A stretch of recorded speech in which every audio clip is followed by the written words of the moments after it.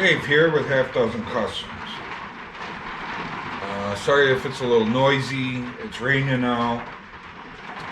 I got a tin roof, so it can get noisy in here. It's been a little over a week since I've been on the Jeep. A little over a week, maybe a week and a half since I've been on the Jeep. We had a lot of stuff going on over here at the homestead.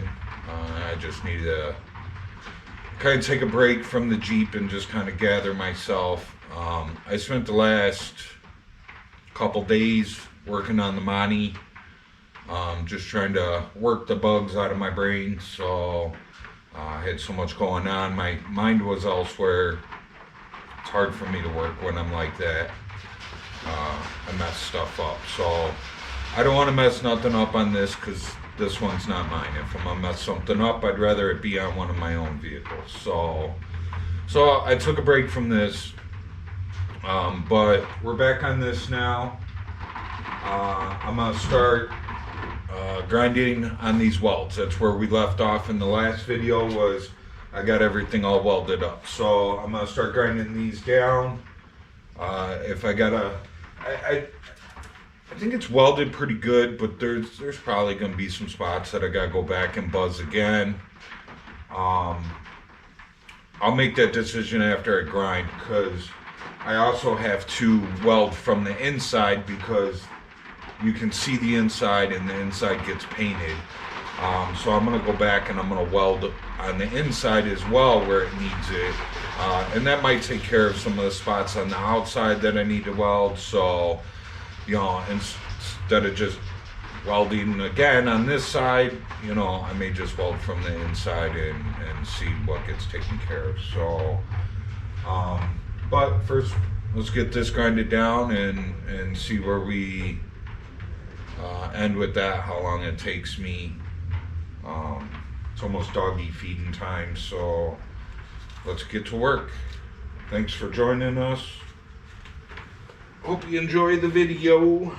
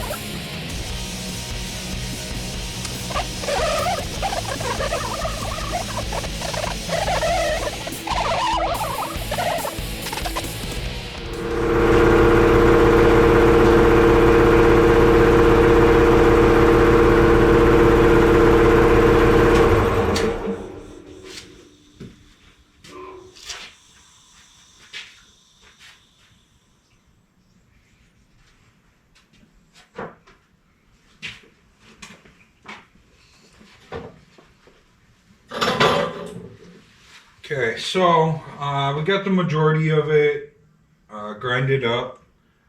I do see, a couple of spots that I do need to go back and weld. Not many though, just a couple. I have this lower section down here left to grind. I'll get that when I take the fender off. It was just too hard to try and get in there, connected to the truck. So, but we got it all smoothed out for the most part.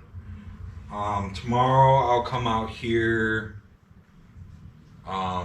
There's a marker light up at the front that I gotta sandblast around it, get it cleaned up. And then we're gonna shave it. These fenders came off of the Suburban. They had their marker light on the fender. The pickup trucks have the marker light on the grill. So there's two marker lights right next to each other. So we're gonna get rid of the one on the fender and leave the one on the grill. And then I got a couple of spots. I had did some pie cuts down here around the bend of the fender, just to loosen it up around the cab corner a little bit because it was really tight. Like tight enough that it would smush the paint when you're putting it together. So I wanted to loosen that up a little bit, so I put a couple of pie cuts down there. I'm gonna go underneath from the back side, and just put a couple of tacks back where the cuts go through, just so when I take it off, nothing moves. And then we'll take the fender off and we'll continue cleaning this up. Get the last little bit that I couldn't get with it on the truck. And then got to start either on the inside of the tub, because I had to cut inside the wheel tub on the inside. So either we're gonna start there, or like I said, I gotta go from the inside of the fender and I gotta weld up in there as well. You do see it. Now I could just hit it with the grinder and we could fill it with some Marglass. But the least amount of Bondo I can use, the better. I'm happier with very minimal. So if I weld it and grind it, it'll just take a very thin skim coat, if any, just to make sure that it's straight. I'd rather fill it with weld than fill it with Bondo. So and then I did have to cut the lower like tub flange that goes along the frame, because the Suburban has a different frame than these do. I would say like this frame that's underneath this truck, it's got leaf springs in the front.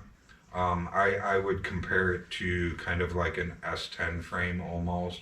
It's not an S10 frame. This is the frame for this truck, but it's kind of what it reminds me of, is kind of like an S10 frame. And the Suburban actually has control arms on it, where this has a straight axle. And I would consider that frame on that Suburban more like a Model A frame. So two totally different frames. I had to cut the fender on the inside where it meets the frame, so that it matched this frame. I gotta go back. It had like a flange on it to keep the inside of the fender from wobbling, gives it strength, and I had to get rid of that. So I need to go back and I need to weld that back in. So that'll be in the next several days, this week's process of finishing the welding and the grinding and everything. I want to get this fender completed and done, So, and then once the fender is completed and done, we're gonna jump to the bedside. There's a few patches that gotta be done on the bedside. And then once those are done, there's a couple patches in the hood that I gotta do. Up here I think there's just a patch on this corner that I gotta do. And then this emblem is different from the Jeep emblem that goes on here. There's one less hole, so one of these holes got to be welded up, or all of them got to be welded up, and new holes got to be made. I think that is it for me tonight. I have made enough noise. It's almost 11 o'clock, so hope you guys enjoyed the video. Like, subscribe, share, leave a comment. I'm out.